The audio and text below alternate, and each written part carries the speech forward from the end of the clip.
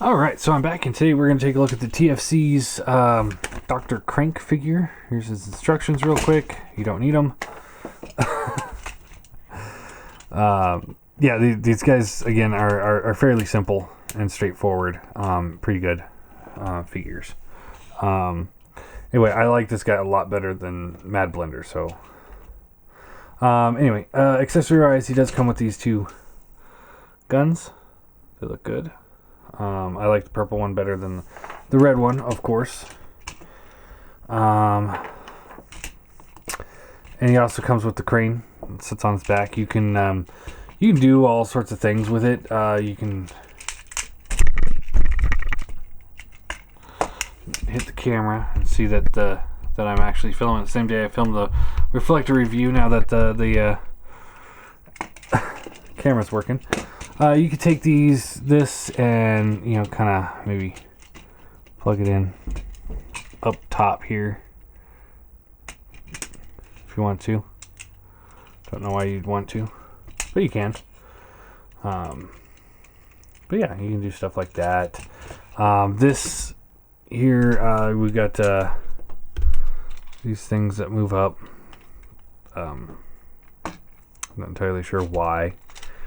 But yeah, we'll get into this more when we get to the vehicle mode. But you can store this on its back. You just kind of want to make sure this is pointed down because this is on its own ratchet. But just point that down, and it kind of works as a tripod for him. Makes him really stable. Which, you know, it doesn't take away from the aesthetics of the original figure of the G1 version. So, you know, it works. It works really well, I think. But we're going to take this off for posability here. Anyway, good head sculpt. Not the best of the group, but definitely pretty good. Definitely pretty good. He's got a hinge right here. Pulls his arm up and down. Swivel right here. All the way around. And then he does have another bicep hinge right here. The tires get in the way, but you can also fold the tires forward if you prefer. I just kind of like them out there. So you can fold those up. Bicep swivel. Bends at the elbow. Nothing at the hand. Nothing at the waist. The waist is forgivable due to the way the transformation works to combine mode. Hips. Really soft ratchets up and down.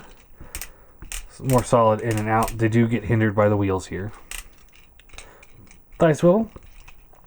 He's got a bend at the knee, and then there's another hinge due to transformation that gives him even more bend. But yeah, he's got a pretty good bend there. Nothing at the feet. This is probably my biggest complaint about this figure is the feet. He doesn't feel very stable because he has no heel rockers. He's got no ankle tilts. He's got nothing at the feet. He doesn't really technically qualify as having feet. They just kind of go as stumps, and then there's a heel spur in the back. But like I said, when you have this on the back, it works as a tripod, and he's stable. I mean, he is good to go. I'm trying to do these reviews fast because you guys have already seen these reviews. I just wanted to relook at them. You know, back when this thing was first coming out, I wouldn't have cared about the feet. But now, everyone else has really good ankle tilts, so this is almost unforgivable.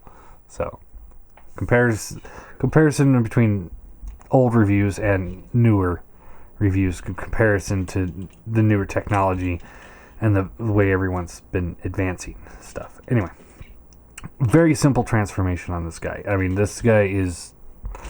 so if you have difficulties transforming him, you might be in the wrong collection. So, fold this up, like so. Fold the heel spur up. Rotate the leg down. This time you do want the bottom hinge, not the top hinge. Fold this up. Tabs it in. Tab it in, and then the legs will tab together. Push down here. Those will fold in. Take the arms here. This will rotate. This is where things get a little tight. Up like so. Fold the wheel down. And then this will come down around like so. Port, peg, in, done. So again, what's going on with his head here? Oh, you want to rotate the head around. There's tiny little tabs on the side of his head that plug into these little slots right here. Because, you know, you need to keep that more secure. It really just it is one little step that was not necessary on this figure, to be honest. So anyway, tap that in. You know, coming off of that Make Toys reflector review, I'm really appreciating the simplicity of this guy. Fold the wheels down like so. They don't really tab in, they just fold down. Then you can take the crane here and plug it back in, and you're good to go. You can store the weapons. You know, 5mm ports riddled all over these guys, so you can just kind of find a place to plug them in and plug them in. It's like so. He's also got the combiner ports all over him too. There's actually a lot of pointless combiner ports on this thing. But yeah, there's a lot that make no sense. I'm not going to complain about them. I'm just pointing out the fact that they're there and you don't need them. So this will rotate around, lift up like so, all the way up. And then you can continue to extend it all the way up to that far. You can't even see that. There you go. So that's twice the height of... Let's see here. Yeah, about twice the height of a polygon.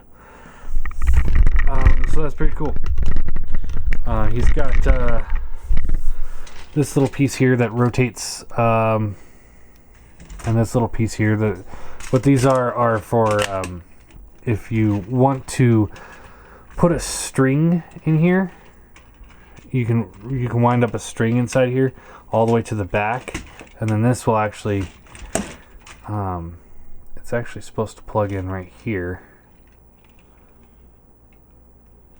and then you can wind the string up if you want to and have this piece here go up and down. That's if you want to have a toy. I don't really care for that gimmick, but it's there and it doesn't hinder the figure. And then these would work as brakes for it. Yeah, there you go. Very simple. I just broke my camera, or my tripod.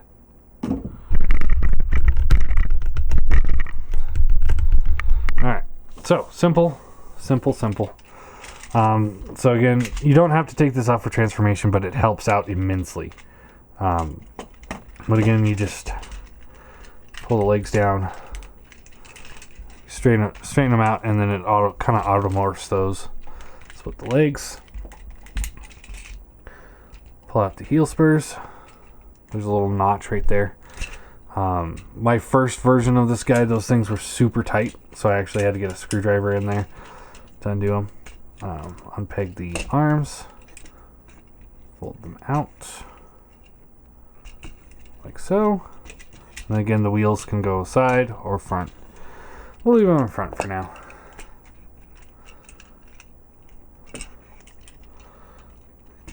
Rotate the head around,